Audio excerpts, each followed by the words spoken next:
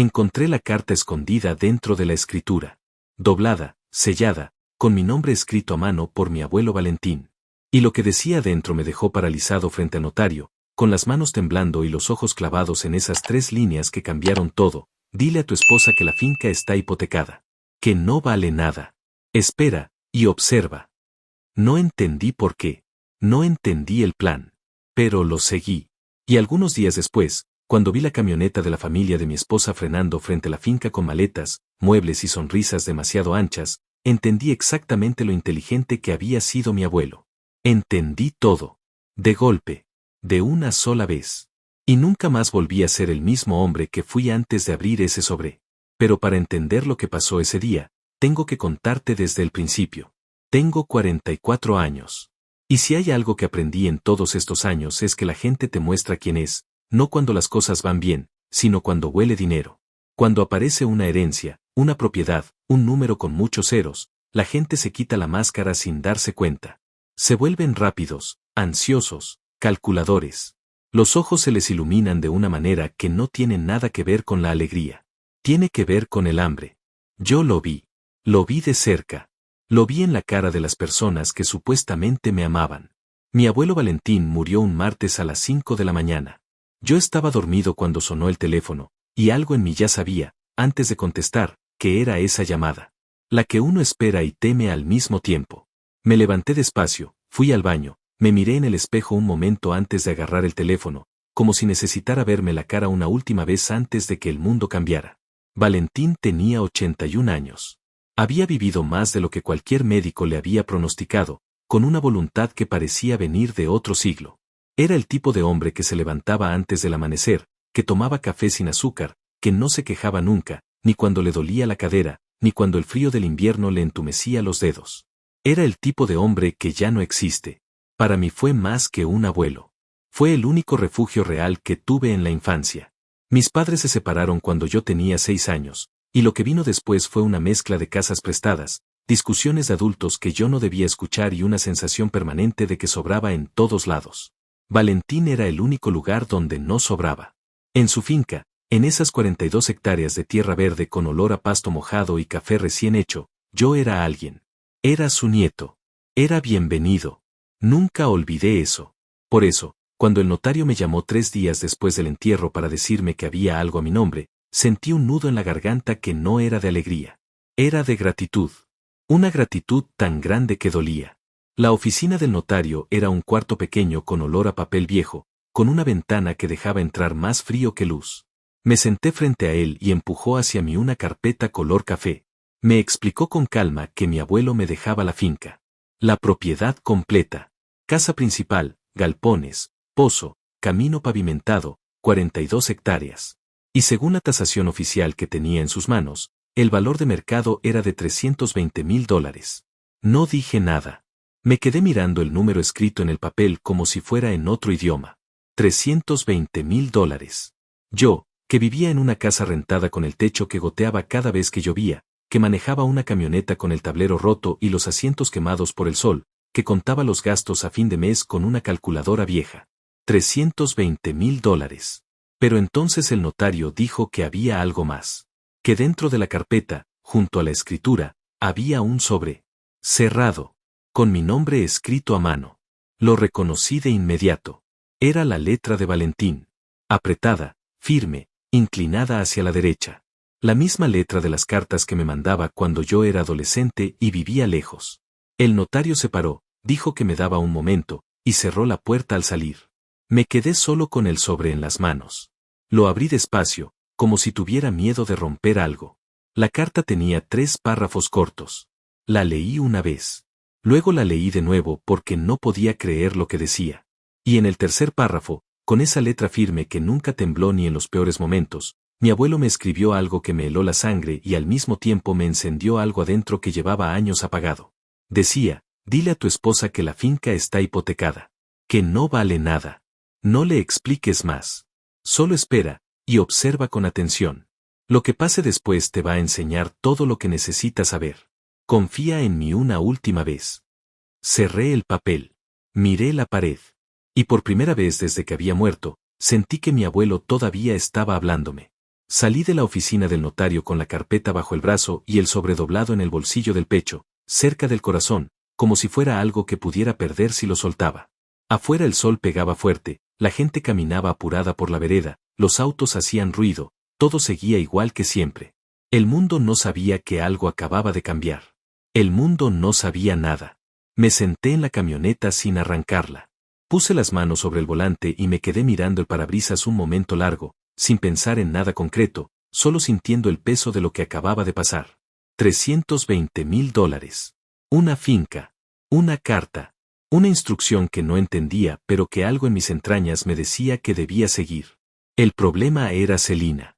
No sé cómo explicar a Celina sin que parezca que estoy siendo injusto. Siempre traté de ser justo con ella, incluso cuando ella no lo era conmigo. Llevábamos 9 años casados, y si tuviera que describir esos 9 años con una sola imagen, elegiría la de un hombre cargando una bolsa cada vez más pesada, subiendo una cuesta cada vez más empinada, sonriendo para que nadie le preguntara si estaba cansado. Celina era hermosa. Eso nadie podía negarlo. Alta, de cabello oscuro, con una manera de entrar a una habitación que hacía que la gente volteara a mirarla. Pero había algo detrás de esa belleza que yo tardé demasiado en ver con claridad. Una frialdad calculada. Una manera de medir cada situación según lo que podía obtener de ella. Una forma de querer que siempre tenía condiciones, aunque las condiciones nunca estuvieran escritas en ningún lado. Nos conocimos en una fiesta de un amigo común. Ella me buscó a mí, eso lo sé ahora, aunque en ese momento lo interpreté de otra manera. Me pareció que era amor a primera vista. Me pareció que era destino. Tenía 35 años, estaba solo, y llegó esta mujer luminosa que me miraba como si yo fuera exactamente lo que había estado esperando. Fue fácil caer. Demasiado fácil. El primer año fue bueno. O al menos yo lo recuerdo así, aunque no estoy seguro de si era bueno de verdad o si yo simplemente estaba tan contento de no estar solo que no veía lo que tenía enfrente. Celina era cariñosa, atenta, parecía interesada en mi vida, en mis proyectos, en lo que yo pensaba. Me preguntaba cosas. Me escuchaba. O hacía como que escuchaba, que no es lo mismo pero se parece bastante cuando uno tiene ganas de creer. El problema empezó cuando llegó su familia. Zulema, su madre, era una mujer de esas que llenan el espacio de cualquier habitación en la que entran, no por su tamaño sino por su presencia. Hablaba fuerte, opinaba de todo, y tenía una manera de mirarme que nunca fue de frente. Siempre de costado, como calculando, como midiendo si yo valía lo que ocupaba. Desde el primer día que la conocí supe que no le caía bien. No porque yo hubiera hecho algo malo, sino porque yo era el marido de su hija, y eso para Zulema significaba un obstáculo entre ella y Celina, no un aliado. Pablo y Cristian eran los hermanos. 2 hombres que habían aprendido de su madre el arte de aparecer cuando había algo que llevarse y desaparecer cuando había algo que dar. Pablo era el mayor, con una sonrisa fácil que no llegaba a los ojos. Cristian era el menor, más directo en su desprecio, menos disimulado. Cuando me miraba había algo en su expresión que era difícil de nombrar. No era odio exactamente.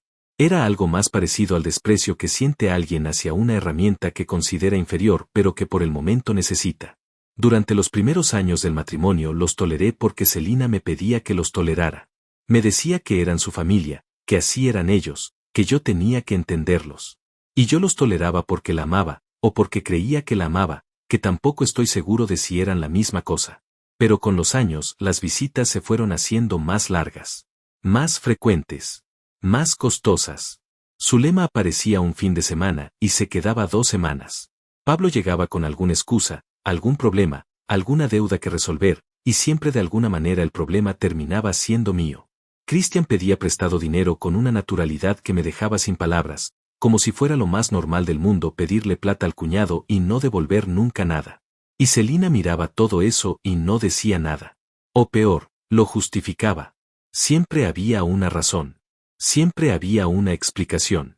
Siempre había una manera de hacer que yo me sintiera mezquino por sentirme usado. Hubo una noche, hace como 3 años, que no puedo olvidar. Era tarde, Celina dormía, y yo estaba en la cocina tomando agua porque no podía dormir. Escuché voces en el cuarto de visitas, la voz de Zulema hablando bajo pero con esa intensidad que ella tenía cuando creía que nadie la escuchaba. No entendí todo, pero entendí suficiente. Decía algo sobre que Celina tenía que ser más paciente, que estas cosas llevaban tiempo, que el momento iba a llegar. No supe qué momento. No quise saber esa noche. Ahora lo sé. Esa noche me volví a la cama y me hice el dormido cuando Celina se movió a mi lado. Me quedé mirando el techo en la oscuridad pensando que estaba siendo paranoico, que estaba inventando cosas, que era injusto sospechar de mi propia esposa sin tener pruebas concretas. Me convencí de que Zulema era simplemente una mujer difícil, no una mujer peligrosa. Me convencí de que Pablo y Cristian eran simplemente irresponsables, no calculadores. Me convencí de muchas cosas que me convenía creer para poder seguir durmiendo. Y así pasaron los años. Con esa mezcla de amor desgastado y dudas que nunca terminaban de tomar forma. Con esa sensación de que algo no cerraba pero sin saber exactamente qué era ni cómo nombrarlo. Hasta que murió Valentín. Hasta que encontré la carta. Hasta que me senté en esa camioneta con el sobre en el bolsillo y entendí que mi abuelo, desde algún lugar que yo no podía ver, me estaba dando la única herramienta que necesitaba para ver con claridad lo que había tenido enfrente durante 9 años. Esa noche llegué a casa y Celina estaba en la cocina. Me preguntó cómo había ido con el notario con esa voz que usaba cuando intentaba parecer desinteresada pero estaba muy interesada. Me senté a la mesa. La miré. Respiré despacio. Y le dije lo que mi abuelo me había pedido que dijera. Le dije que la finca estaba hipotecada. Que había deudas encima que se comían todo. Que prácticamente no valía nada.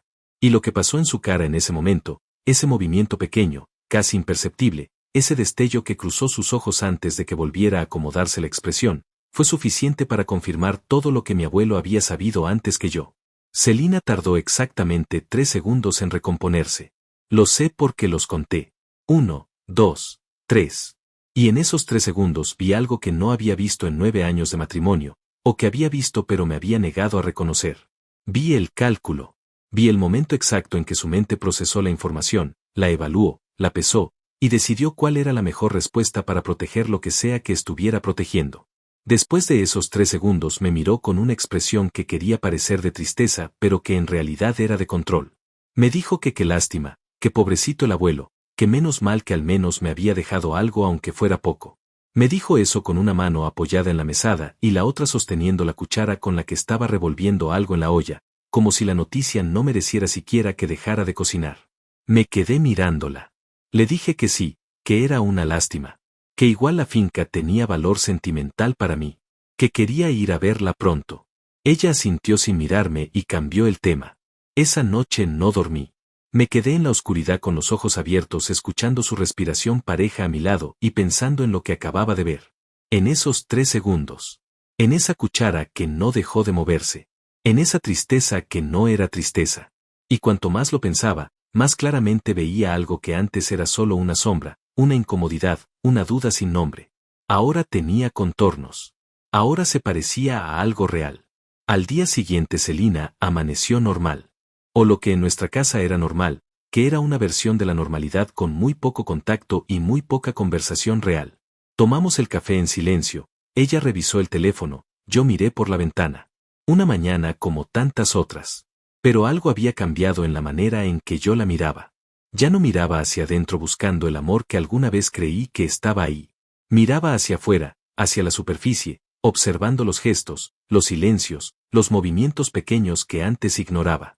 3 días después de esa conversación, Celina me dijo que iba a llamar a su madre. Lo dijo de paso, como si fuera algo sin importancia. Que iba a llamar a Zulema para contarle lo del abuelo, que su madre siempre preguntaba por mí, que era lo correcto. Asentí sin decir nada y salí al patio. Desde la ventana abierta escuché el tono de la llamada, y luego la voz de Celina bajando a un volumen que no era el que usaba cuando hablaba de cosas sin importancia. Era el volumen de las conversaciones que no quería que yo escuchara. Corta, rápida, con frases sueltas que no alcancé a armar del todo. Pero alcancé a escuchar una. Clara, sin posibilidad de malinterpretarla. Dijo, no hay nada. Dice que está todo hipotecado. Hubo una pausa. Y luego dijo algo más que no entendí, y se rió de una manera que me puso la piel de gallina. No era la risa de alguien que está decepcionado. Era la risa tensa de alguien que está recalculando. Entré a la cocina como si no hubiera escuchado nada. Celina colgó rápido y me sonrió con esa sonrisa que había aprendido a fabricar en algún momento de nuestro matrimonio. Le pregunté que cómo estaba su madre. Me dijo que bien, que mandaba saludos. Le dije que qué bueno. Y los dos seguimos actuando como si todo estuviera perfectamente en su lugar. Esa semana fue extraña. Celina estuvo más presente de lo habitual, más atenta, más cariñosa incluso. Me preguntaba cómo estaba, si había comido, si necesitaba algo. Una versión de ella que hacía tiempo no aparecía y que en otro momento me hubiera alegrado. Pero ahora que la miraba con otros ojos, esa tensión repentina no me generaba calor. Me generaba una alerta fría y silenciosa que se instaló en el centro del pecho y no se movió. Empecé a observar cosas que antes no observaba. El teléfono que Celina llevaba siempre consigo, incluso al baño. Las conversaciones que cortaba cuando yo entraba al cuarto. La manera en que a veces la encontraba mirando por la ventana con una expresión que no era tristeza ni alegría, sino algo más parecido a la impaciencia. Como alguien que está esperando que algo suceda. Un jueves por la noche, cuando ella ya dormía, tomé la carta de mi abuelo y la leí de nuevo. Ya me la sabía de memoria, pero necesitaba verla escrita, necesitaba sentir el papel entre los dedos y recordar que Valentín había pensado en esto antes de morir. Que lo había planeado. Que no me había dejado solo. El último párrafo de la carta decía algo que las primeras veces había leído rápido, sin detenerme lo suficiente. Decía, no juzgues antes de ver. Deja que las personas te muestren solas lo que son.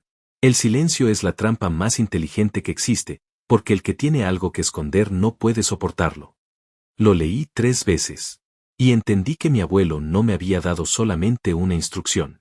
Me había dado una filosofía. Una manera de moverse en ese momento específico que requería de mí algo que siempre me había costado, la paciencia de no reaccionar, de no confrontar, de no mostrar las cartas antes de tiempo. Guardé la carta y me fui a dormir. El viernes Celina salió a hacer unas compras y yo aproveché para llamar al notario. Necesitaba confirmar algo que me había quedado dando vueltas desde el primer día. Le pregunté directamente si había alguna hipoteca sobre la finca, alguna deuda, algún gravamen. El hombre del otro lado del teléfono hizo una pausa corta y me dijo que no, que la propiedad estaba completamente libre de deudas, que era mía sin ningún tipo de carga legal. Colgué el teléfono y me senté en el sillón con esa confirmación instalándose lentamente en el cuerpo como agua fría.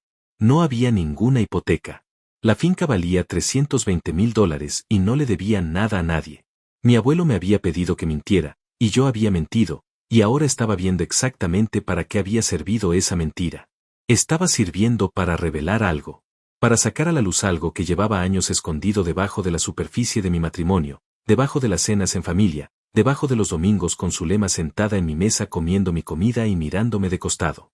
Algo que yo había sentido pero nunca podido nombrar. El domingo a la tarde Celina me dijo que su madre iba a venir de visita la semana siguiente. Lo dijo con una naturalidad estudiada, como si fuera algo que pasaba todo el tiempo, aunque hacía varios meses que Zulema no aparecía por casa.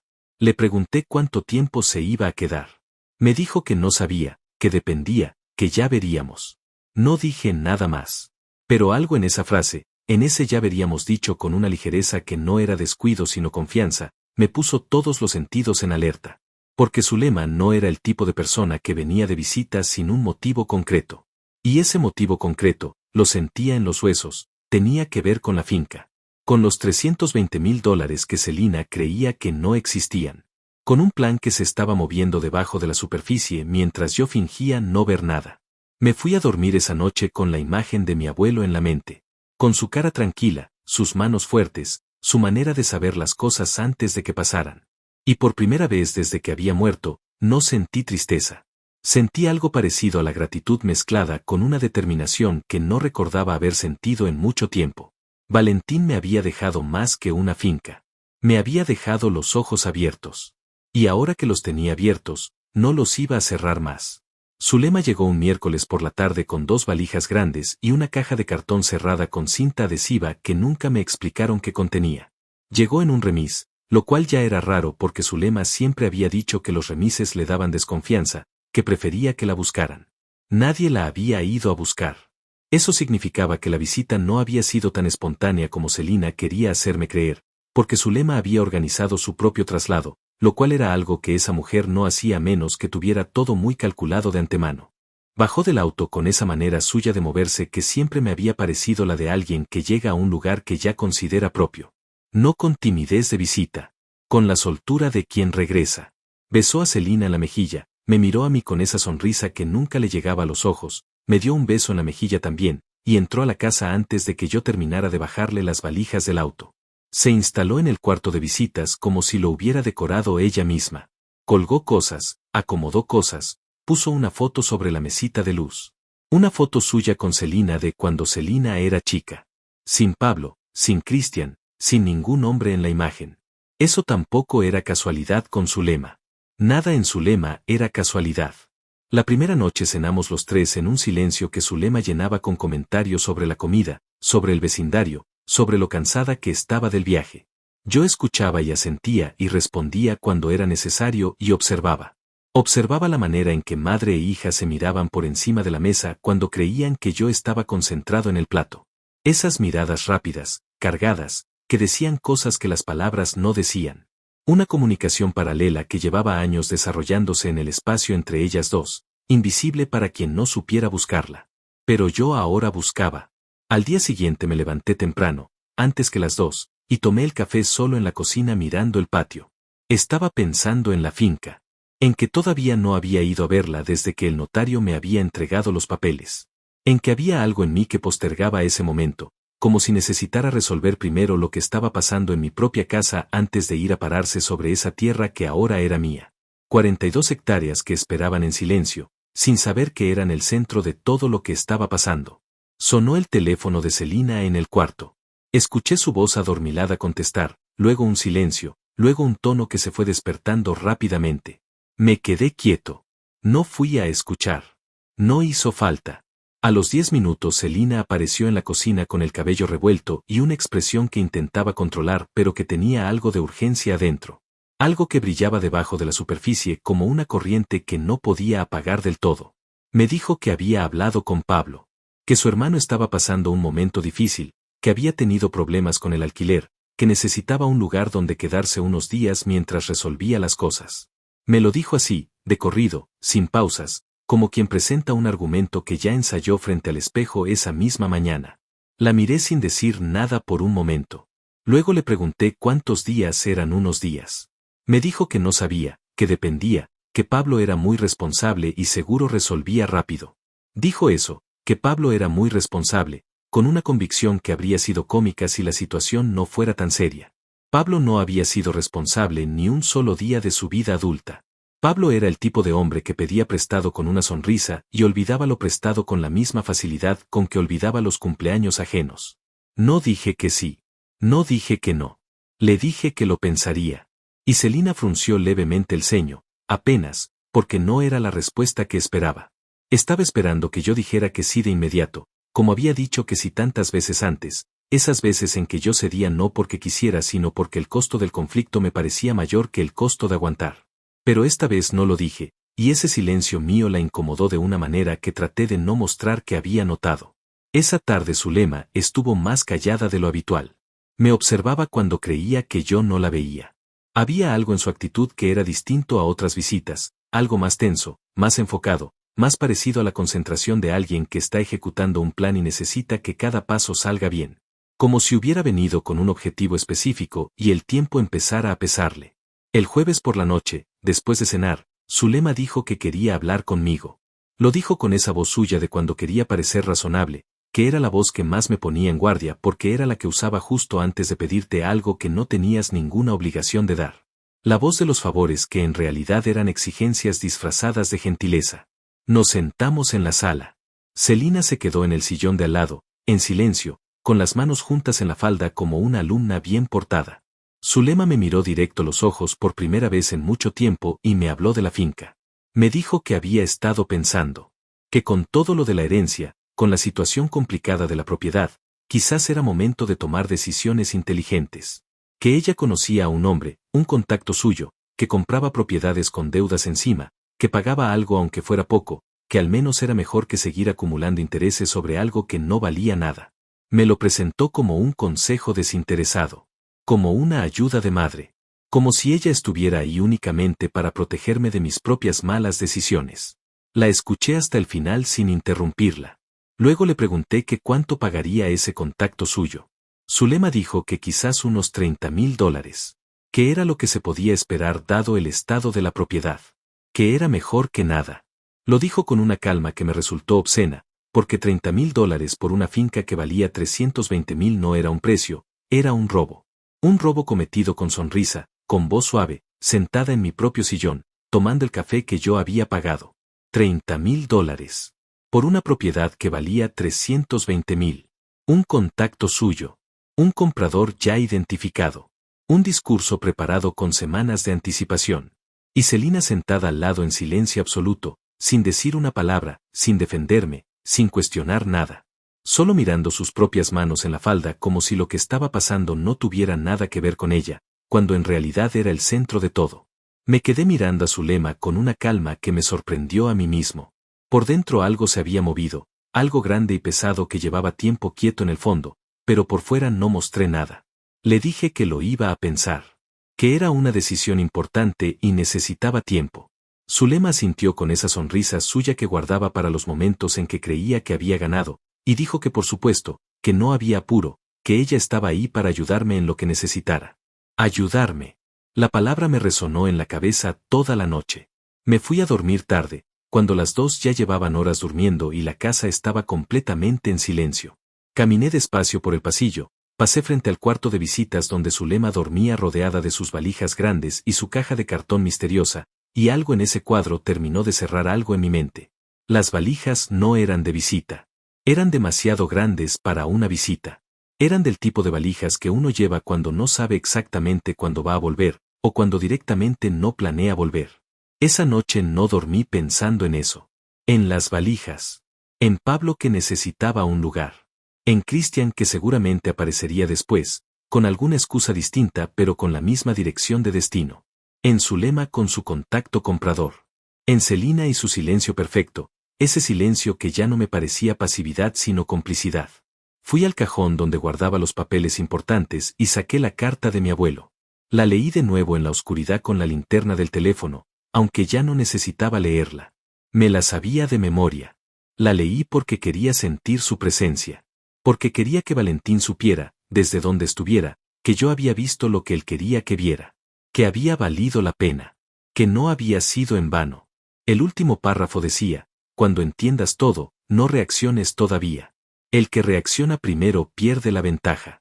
Espera a que ellos terminen de mostrar las cartas. Solo entonces mueve las tuyas. Lo guardé despacio. Apagué la linterna.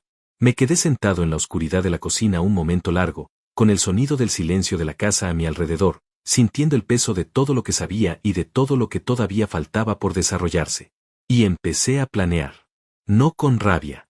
No con el corazón acelerado de alguien que acaba de descubrir una traición y quiere correr a confrontarla.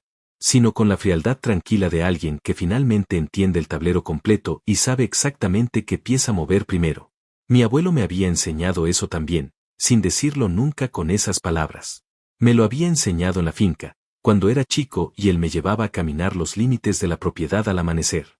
Me decía que la tierra no se apura, que la semilla no se ve crecer pero está creciendo, que el momento de cosechar llega solo cuando dejas que todo madure completamente, porque si arrancas antes de tiempo no cosechas, perdés. Ellas creían que estaban ejecutando un plan. Y técnicamente lo estaban haciendo. Pero lo estaban ejecutando sobre información falsa. Sobre una mentira que mi abuelo había diseñado específicamente para este momento, para este tipo de personas, para esta situación exacta que él había visto venir con décadas de anticipación. Valentín las había conocido antes de que yo terminara de conocerlas. Había visto en ellas lo que yo tardé 9 años en ver. Y desde el otro lado, desde ese lugar donde ya no podía hablar ni moverse ni estar, me había dejado la única herramienta que necesitaba. La verdad. Escondida dentro de una mentira. Esperando el momento exacto para salir. El viernes por la mañana me levanté antes del amanecer, me vestí en silencio y salí de la casa sin despertar a nadie. Necesitaba ir a la finca. Llevaba semanas postergando ese momento y ya no podía seguir haciéndolo. Necesitaba pisar esa tierra, ver esa casa, respirar ese aire que recordaba de la infancia antes de que todo lo que se estaba moviendo en mi vida terminara de moverse por completo. Manejé 2 horas por una ruta que iba cambiando de paisaje a medida que me alejaba de la ciudad. Primero las casas apretadas, los semáforos, los carteles. Después los galpones, los terrenos baldíos, los árboles cada vez más frecuentes. Y después, de a poco, el campo abierto. El cielo más grande. El silencio que no es ausencia de sonido sino presencia de otra cosa, algo más antiguo y más tranquilo que todo lo que había dejado atrás. Cuando llegué al portón de la finca tuve que bajarme a abrirlo a mano porque la cadena estaba oxidada y la cerradura necesitaba fuerza. Entré despacio con la camioneta por el camino de tierra, entre los árboles altos que formaban una especie de túnel verde sobre mi cabeza, y cuando la casa apareció al fondo del camino sentí algo que no esperaba sentir. Sentí que llegaba a casa. No a la casa donde vivía con Celina, con sus silencios calculados y sus miradas por encima de la mesa. A casa de verdad. Al único lugar donde de niño me había sentido completamente en paz. La casa era de adobe y madera, con una galería larga en el frente y un techo de tejas que el tiempo había oscurecido pero no roto. Las ventanas tenían postigos de madera verde que estaban cerrados. El jardín del frente estaba crecido, con el pasto alto y algunas plantas que se habían extendido más de lo que debían. Pero la estructura estaba perfecta. Las paredes firmes, el techo sin goteras visibles, los pisos de ladrillo lustrado que mi abuelo había puesto con sus propias manos 40 años atrás. Caminé por cada cuarto despacio. El dormitorio principal con su cama de hierro y su colchón cubierto con una sábana blanca. La cocina con la cocina a leña en la esquina y los azulejos celestes que mi abuela había elegido antes de morir. El comedor con la mesa larga de madera donde Valentín había desayunado solo durante los últimos 15 años, desde que mi abuela se fue y los hijos se dispersaron. La galería del fondo con vista al río, con las sillas de mimbre todavía en su lugar como si esperaran que alguien viniera a sentarse. Me senté en una de esas sillas, mirando el río, escuchando el agua. Y por primera vez en semanas, respiré de verdad. Estuve ahí un tiempo largo, no sé cuánto, pensando en Valentín. En todas las mañanas que él había estado sentado exactamente ahí, mirando exactamente ese río, tomando su café sin azúcar. Pensando en lo que habrá pensado cuando decidió escribir esa carta. En el momento en que tomó el papel y la lapicera y escribió esas instrucciones para mí con esa letra firme que nunca tembló. ¿Cuánto habrá sabido? ¿Cuánto habrá visto desde lejos que yo no podía ver de cerca? Me pregunté si alguna vez me lo había querido decir directamente.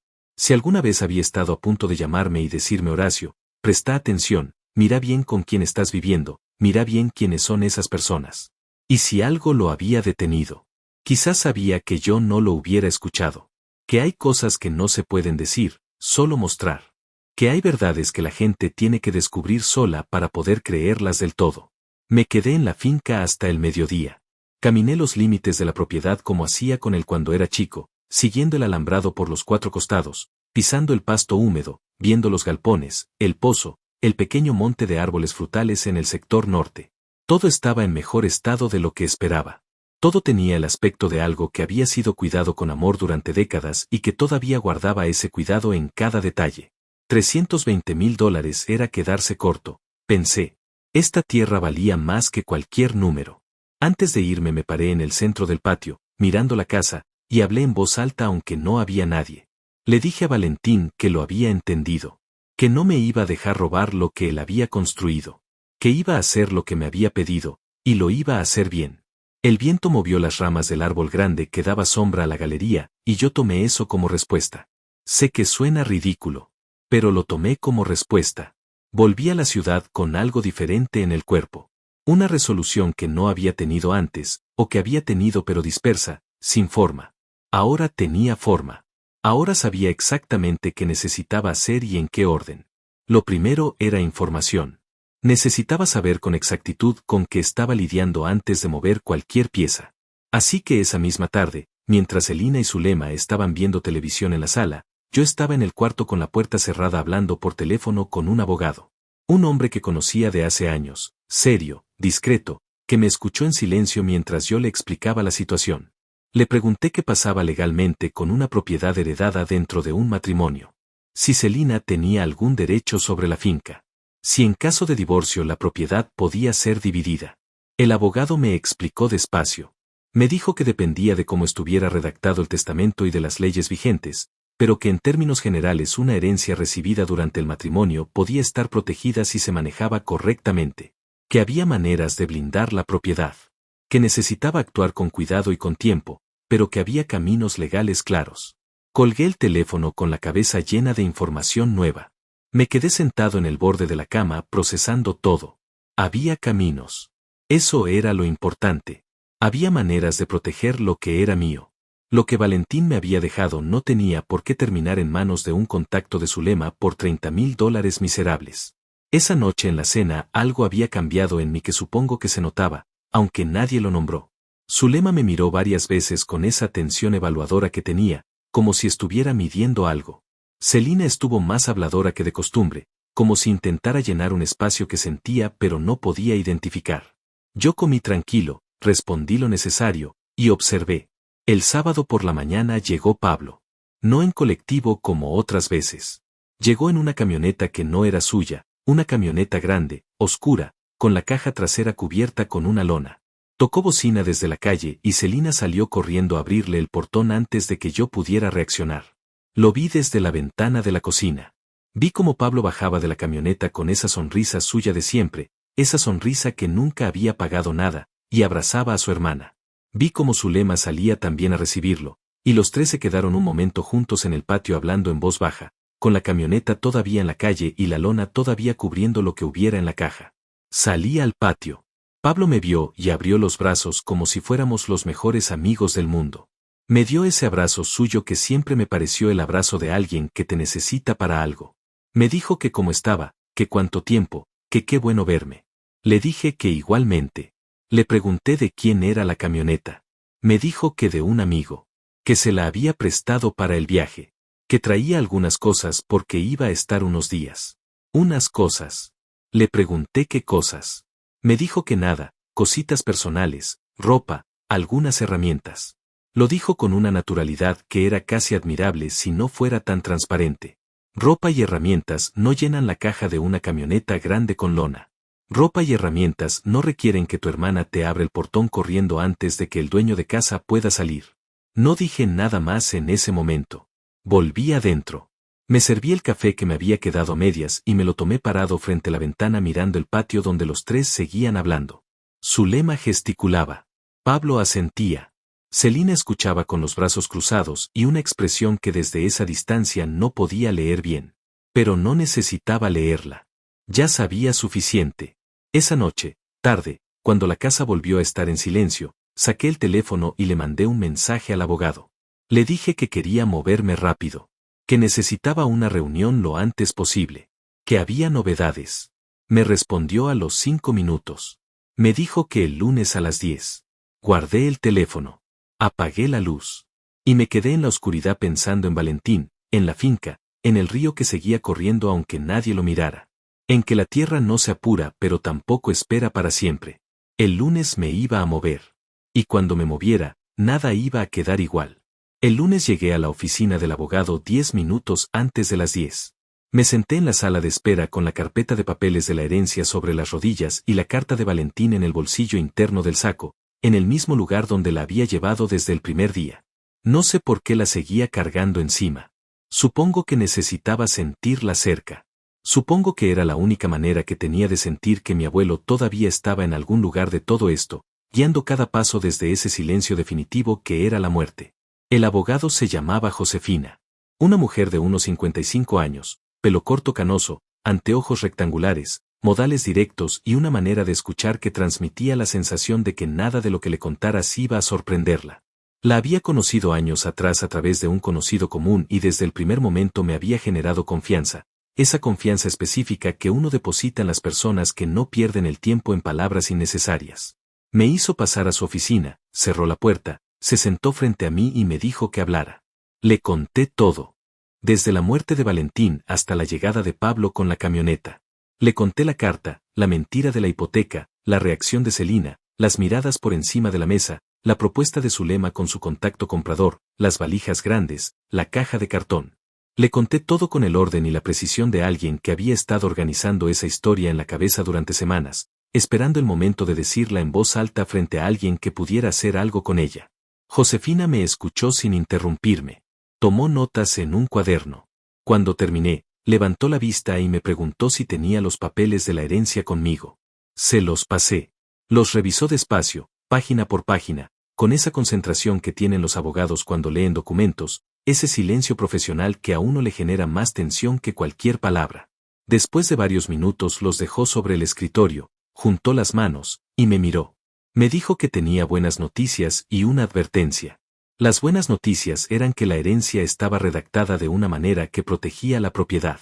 Que Valentín, ya fuera por instinto o por consejo legal propio, había especificado en el testamento que la finca era una herencia directa y personal, lo cual en términos legales la ubicaba en una categoría diferente a los bienes gananciales del matrimonio. Que si yo actuaba correctamente y no cometía errores en el manejo de la propiedad, Celina tenía derechos muy limitados sobre ella, incluso en caso de divorcio. La advertencia era que eso podía cambiar si yo no era cuidadoso. Que había maneras en que la protección legal podía debilitarse.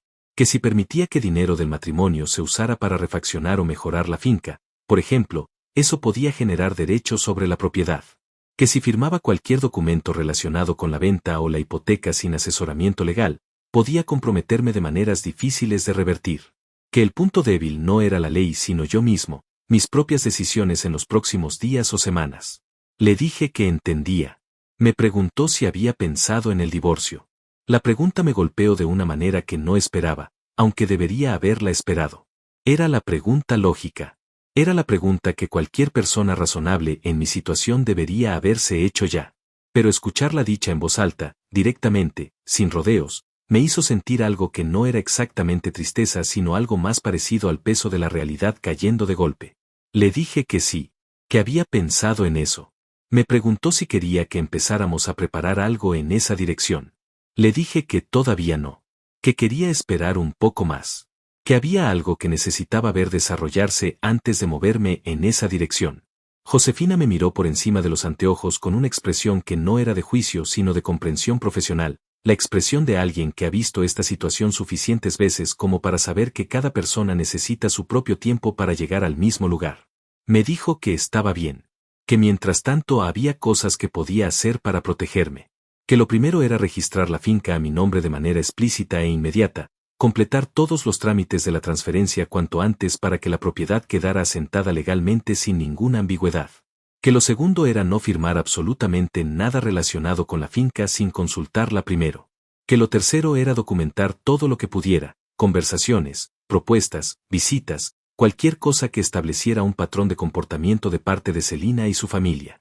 Salí de esa oficina con la cabeza llena y algo parecido a una armadura puesta. No visible, no ruidosa, pero presente. Una protección que antes no tenía y que ahora llevaba conmigo. Esa tarde volví a casa y la encontré diferente. No físicamente, las mismas paredes, los mismos muebles, la misma luz de la tarde entrando por las mismas ventanas. Pero diferente en el ambiente, en la temperatura del aire, en algo difícil de nombrar que se sentía apenas cruzabas la puerta. Zulema estaba en la cocina cocinando como si fuera su propia casa. Pablo estaba en el patio fumando con los pies apoyados en la silla de plástico que yo usaba para tomar el fresco. Celina estaba doblando ropa en el cuarto con la puerta abierta y la radio prendida. Una escena doméstica. Una escena de familia. Excepto que no era mi familia. Pablo me saludó desde el patio con un gesto de la mano y siguió fumando. Zulema me dijo que había cocinado de más, que había para todos, que me fuera lavando las manos. Celina salió del cuarto cuando escuchó mi voz y me dio un beso en la mejilla con esa calidez reciente que seguía sin convencerme. Me senté a la mesa y comí. Escuché la conversación sin participar demasiado. Pablo habló de un negocio que estaba por cerrar, algo vago que nunca terminó de tener detalles concretos pero que según él iba a resolver todos sus problemas económicos en cuestión de semanas. Zulema escuchaba asintiendo como si ya supiera todo lo que él estaba contando. Celina servía y retiraba platos con una eficiencia silenciosa que me resultó extraña porque Celina no era una persona eficientemente silenciosa por naturaleza. Era una persona que llenaba los silencios. Que hablaba. Que opinaba. Ese silencio suyo me dijo más que cualquier palabra. Después de comer Pablo me preguntó, con esa naturalidad suya que era en realidad una falta total de vergüenza, si había pensado en lo que iba a hacer con la finca. Le dije que todavía no. Me preguntó si no me parecía un problema tener una propiedad con deudas encima, si no era mejor sacársela de encima antes de que la situación empeorara. Le dije que estaba analizando las opciones. Pablo asintió despacio con esa cara de quien sabe más de lo que dice. Y luego, casi como al pasar, casi como si fuera algo sin importancia, me preguntó si yo sabía que él entendía bastante de propiedades rurales. Que había trabajado en el rubro. Que podía ayudarme a evaluar la situación si yo quería. Lo miré. Le dije que se lo agradecía. Y ahí quedó la conversación. Pero esa noche, cuando me fui a acostar, estuve largo tiempo mirando el techo pensando en ese ofrecimiento. En lo perfectamente construido que estaba. Primero Zulema con su contacto comprador. Después Pablo con su experiencia en propiedades rurales. Cada uno ocupando un rol en el mismo guión. Cada uno empujando en la misma dirección con herramientas diferentes. Y Celina sosteniendo todo desde adentro, desde el centro de mi vida, desde el lugar donde yo más me había bajado la guardia. Era un plan real, construido durante tiempo, con roles asignados y movimientos coordinados. No era paranoia mía. Era lo que estaba pasando. Y lo que más me sorprendía, lo que todavía me costaba terminar de procesar, era que mi abuelo lo había visto venir. Que desde antes de morir, con la lucidez tranquila de alguien que ha vivido mucho y observado más, Valentín había visto exactamente esto. Había visto a estas personas. Había entendido de qué estaban hechas. Y en lugar de decirme algo que yo no hubiera escuchado, me había dejado una trampa. Una trampa perfecta, elegante, diseñada no para atrapar animales sino para revelar intenciones. La mentira de la hipoteca no era para engañarlos. Era para mostrarme quiénes eran cuando creían que no había nada que ganar. Y me los había mostrado con una claridad que ninguna palabra hubiera podido igualar. El miércoles de esa semana, Cristian apareció. No me avisaron. Llegó a la tarde mientras yo estaba en el trabajo, y cuando volví a casa lo encontré instalado en el sillón de la sala viendo televisión con los pies sobre la mesita ratona como si llevara semanas viviendo ahí. Me miró cuando entré, me dijo que qué tal, y volvió a mirar la pantalla. Le pregunté a Celina en la cocina desde cuando había llegado su hermano. Me dijo que esa tarde, que había tenido un problema con su departamento, que el dueño lo había echado, que no tenía a dónde ir por unos días. Unos días. Me quedé parado en el marco de la puerta de la cocina mirando a Celina que me miraba a mí, y entre los dos había un silencio que pesaba toneladas. Porque los dos sabíamos que unos días no eran unos días. Y los dos sabíamos que yo sabía. Y los dos seguíamos actuando como si nada de eso fuera cierto. Le dije que está bien. Y me fui al cuarto. Cerré la puerta. Me senté en el borde de la cama. Y entendí que el momento que mi abuelo me había pedido que esperara estaba llegando. Que las piezas estaban todas sobre el tablero ahora. Zulema, Pablo, Cristian, Celina. Los cuatro. En mi casa. Moviéndose con la confianza de quien cree que el resultado ya está decidido. Pero el resultado no estaba decidido. Saqué el teléfono y le mandé un mensaje a Josefina. Le dije que necesitábamos adelantar los trámites de la finca. Que quería todo registrado a mi nombre antes de que terminara la semana. Me respondió en minutos. Me dijo que podía tenerlo listo para el viernes. Guardé el teléfono. Respiré despacio. El viernes la finca iba a ser completamente, irrevocablemente, legalmente mía. Y después del viernes, todo lo que Zulema, Pablo, Cristian y Celina creyeran que iba a pasar no iba a pasar nunca. El viernes llegué temprano a la notaría. Antes de que Josefina abriera la oficina ya estaba sentado en los escalones de la entrada con la carpeta en las manos y el café de un vaso de plástico que había comprado en el kiosco de la esquina. Hacía frío esa mañana, un frío húmedo que se metía por el cuello del saco, pero yo no lo sentía demasiado. Tenía algo adentro que generaba calor propio, algo parecido a la concentración total de alguien que sabe que lo que está a punto de hacer no tiene vuelta atrás.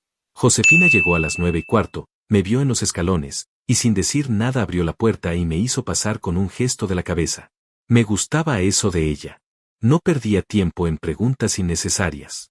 Entendía cuando una persona necesitaba moverse y cuando necesitaba que le hablaran. Nos sentamos. Revisamos los papeles uno por uno. Ella me explicaba cada documento antes de que yo firmara, con esa paciencia profesional que no era condescendencia sino respeto. Me explicó los alcances de cada cláusula, los efectos legales de cada firma, lo que quedaba protegido y lo que seguía siendo territorio gris.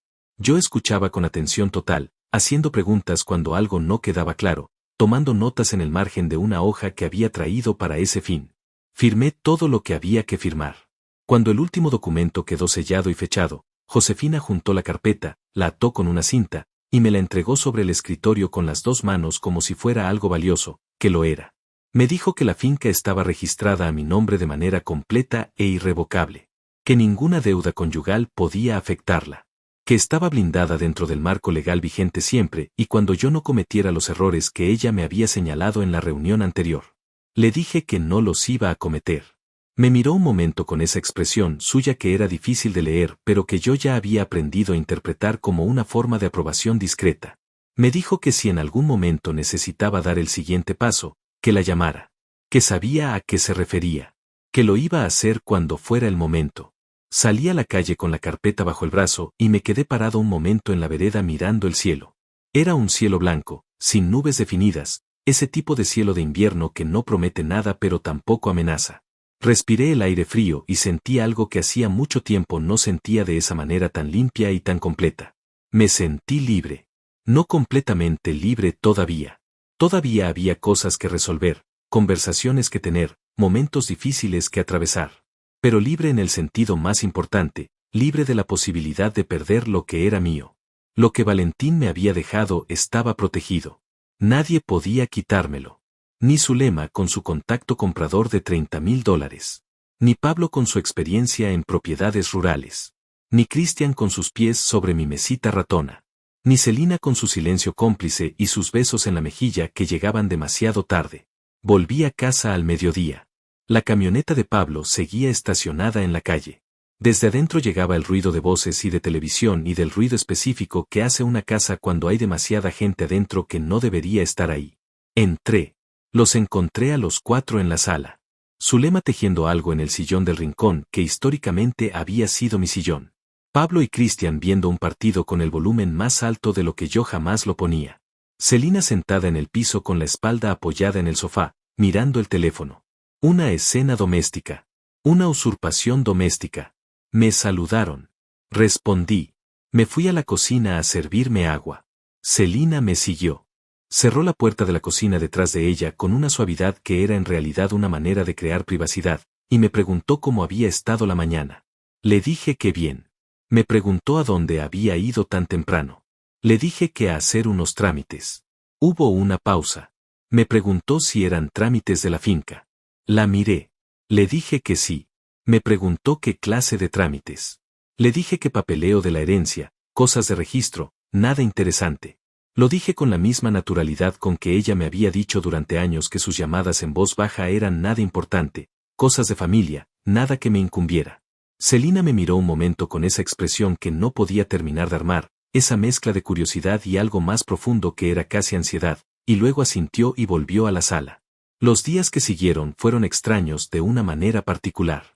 Extraños porque en la superficie todo seguía igual, las cenas, las conversaciones vacías, los movimientos de personas en mi casa que no eran mi familia, y sin embargo todo era diferente para mí porque yo ya sabía algo que ellos no sabían que yo sabía.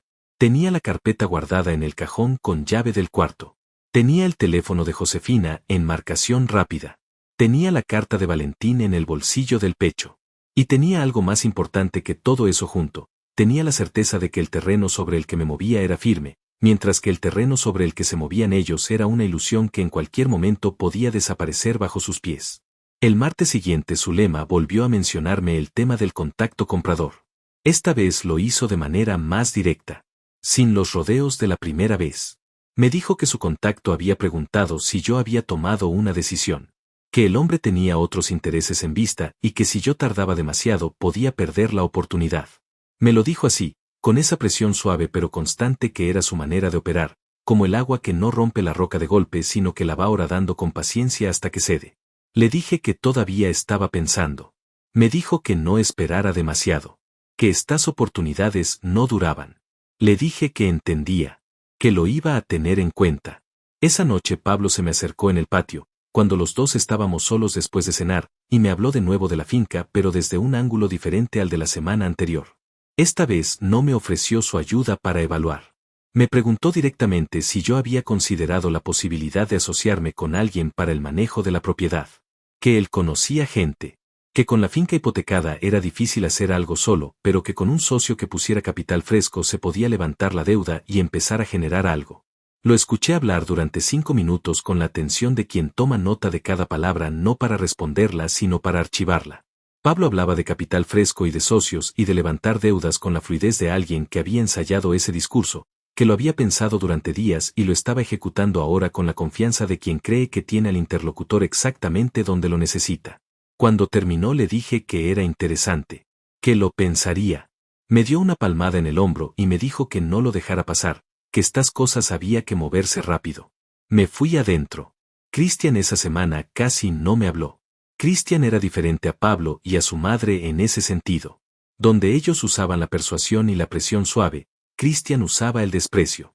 Me miraba de una manera que había aprendido a no dejarme afectar, pero que en otro tiempo me había hecho sentir pequeño. Una mirada que decía que yo era un obstáculo, no una persona. Que decía que esta situación tenía un resultado inevitable y que su único papel en ella era esperar que llegara. Esa semana también noté algo que no había notado antes o que quizás había notado pero no había procesado del todo. Noté que Celina y Zulema tenían conversaciones largas en el cuarto de visitas con la puerta cerrada que duraban a veces más de una hora. Que salían de esas conversaciones con una energía diferente, más focalizadas, más coordinadas en sus movimientos. Como si estuvieran actualizando el plan, ajustando los detalles, reasignando los roles según como iban viendo que yo respondía. Un plan vivo. Un plan que se adaptaba. Lo cual significaba que yo también tenía que adaptarme. Que no podía quedarme quieto esperando indefinidamente. Que había llegado el momento de empezar a mover mis propias piezas, no de manera abrupta, no de manera que los pusiera en alerta, sino con la misma paciencia y la misma precisión con que ellos habían estado moviéndose durante todo este tiempo. El jueves a la noche, cuando la casa estaba en silencio y todos dormían, me senté en la cocina con un vaso de agua y el teléfono, y llamé a un número que había guardado hacía unos días después de buscarlo con cuidado.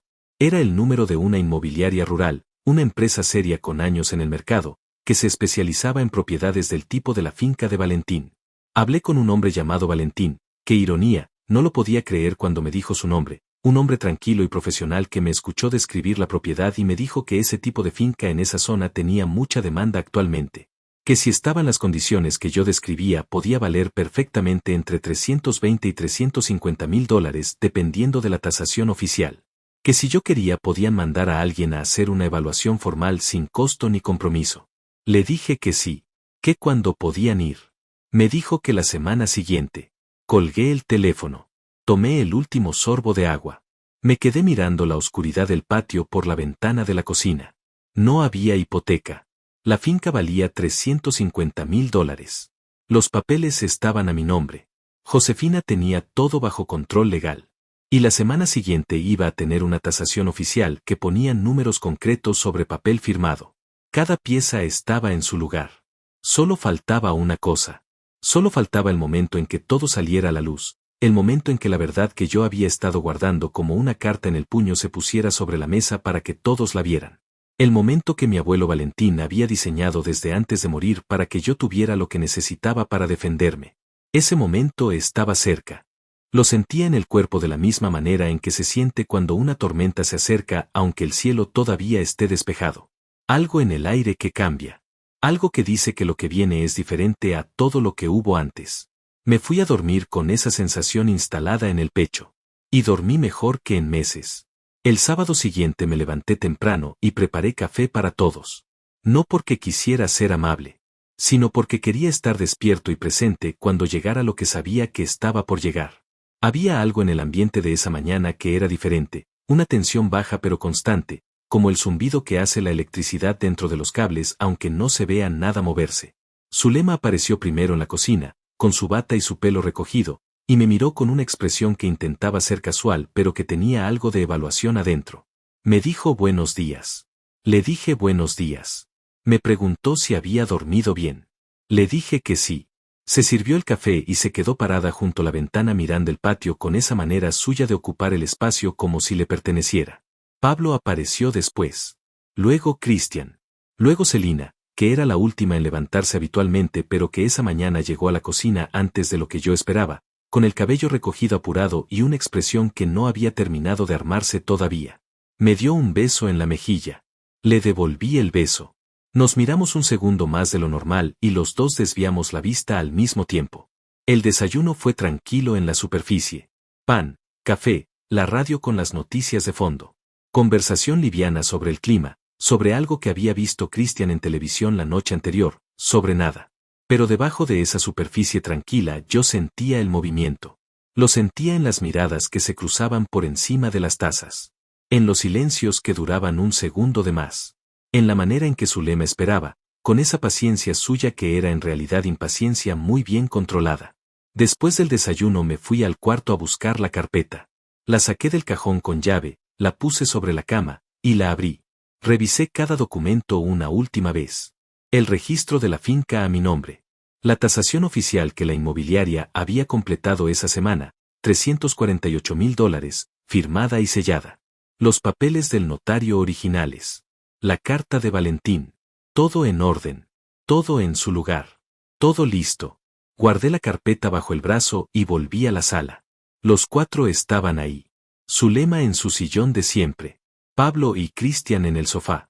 Celina parada junto a la ventana con el teléfono en la mano, aunque no lo estaba mirando. Una formación casi perfecta, como si inconscientemente hubieran tomado las posiciones que les correspondían para la escena que estaba por desarrollarse. Me senté en el sillón que quedaba frente a todos ellos.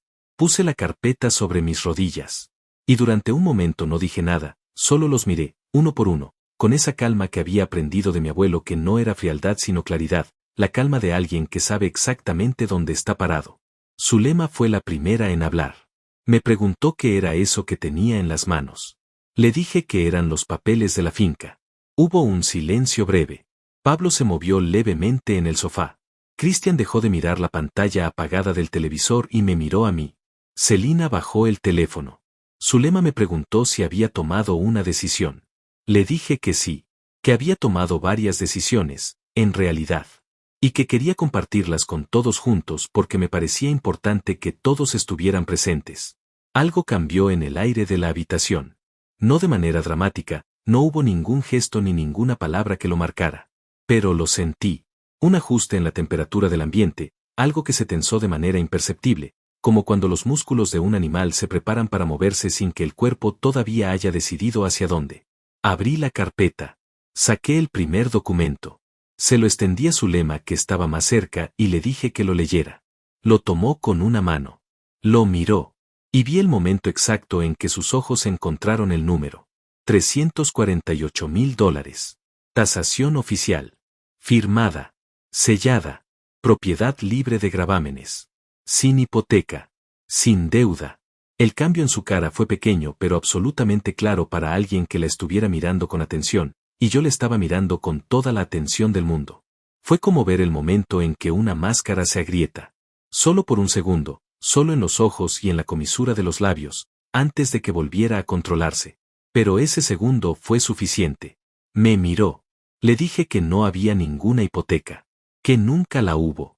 Que la finca vale $348,000 y está completamente libre de deudas y registrada a mi nombre desde hace exactamente 2 semanas. El silencio que siguió fue de esos silencios que ocupan el espacio físico, que se pueden sentir en el pecho. Pablo miró a su madre. Cristian me miró a mí. Celina seguía parada junto a la ventana y no miraba a nadie. Tenía los ojos fijos en algún punto del piso que no existía, con una expresión que era la más difícil de leer de todas porque era una mezcla de demasiadas cosas al mismo tiempo. Zulema fue la primera en recuperarse, que era lo que yo esperaba porque Zulema siempre se recuperaba primero. Me dijo que no entendía. Que cómo era posible. Que yo mismo les había dicho que la finca estaba hipotecada. Le dije que sí. Que lo había dicho.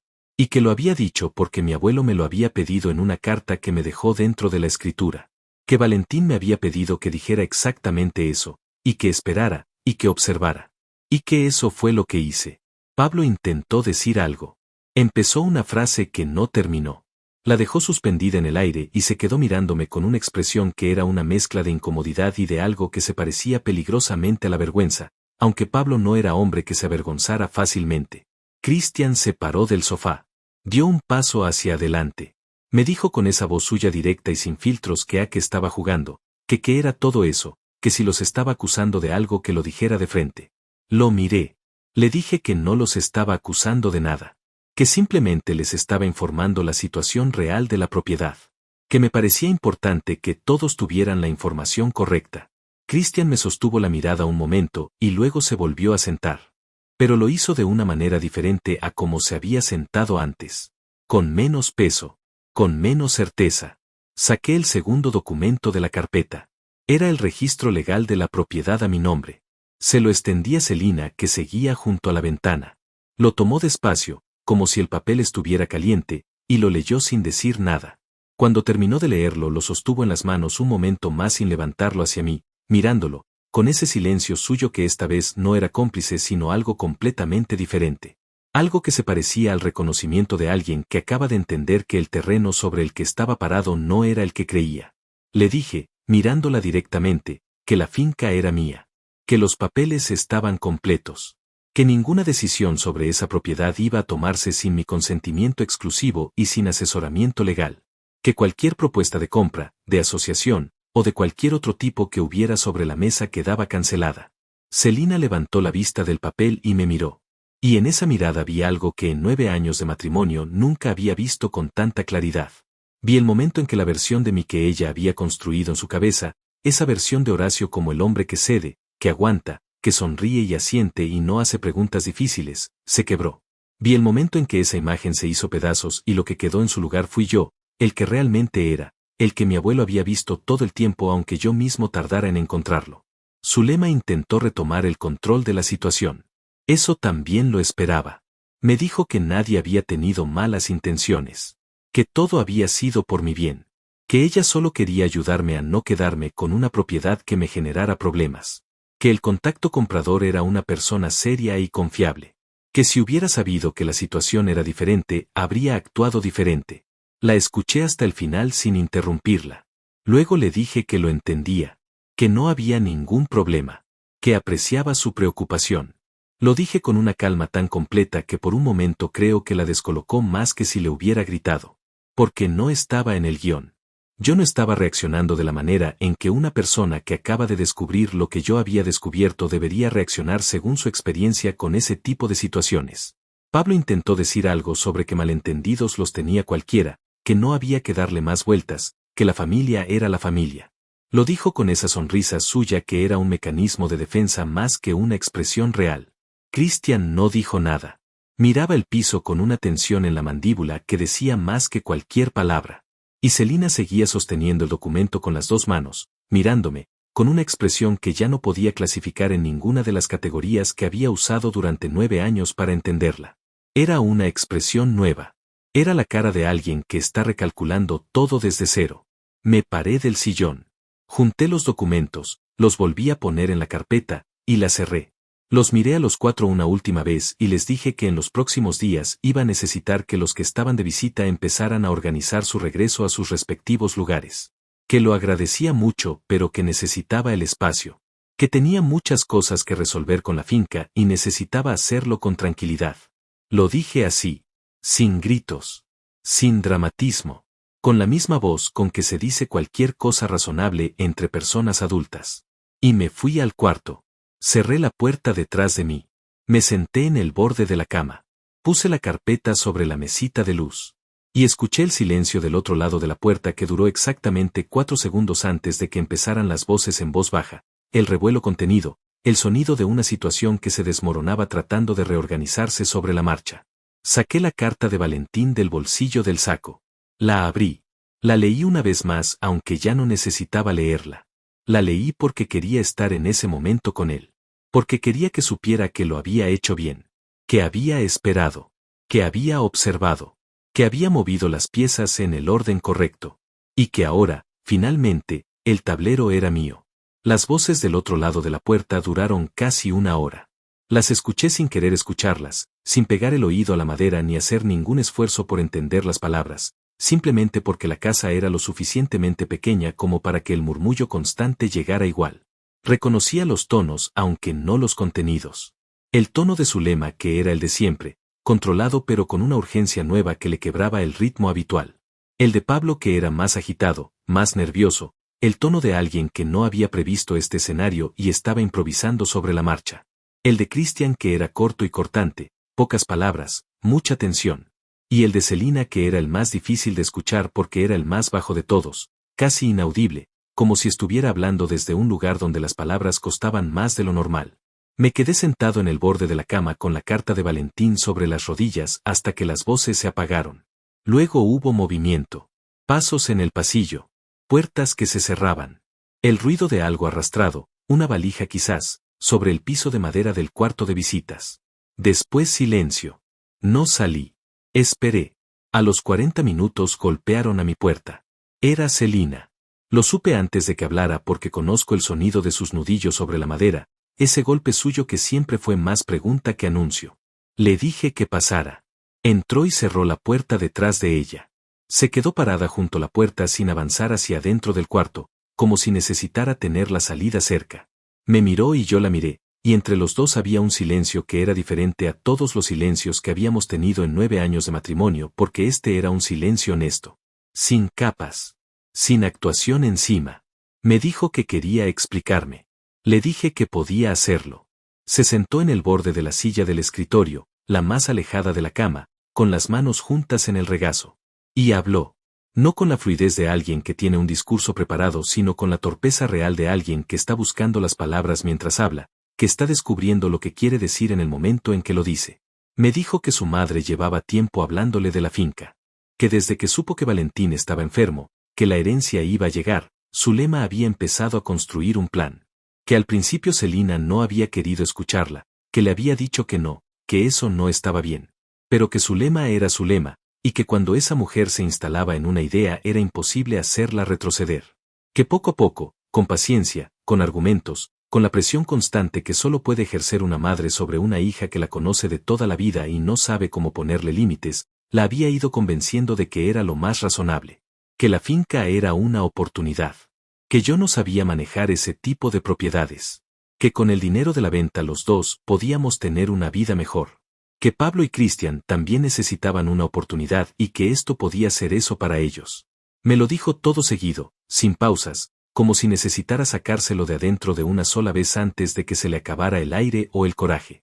Cuando terminó el cuarto estaba en silencio de nuevo. Le pregunté una sola cosa. Le pregunté si ella me quería. La pregunta la tomó de sorpresa. No era lo que esperaba que yo le preguntara después de todo lo que había dicho. Me miró un momento largo sin responder, con esa expresión nueva que le había visto esa mañana en la sala, esa expresión de alguien que está mirando algo de frente por primera vez y no sabe bien qué hacer con lo que ve. Me dijo que sí me quería.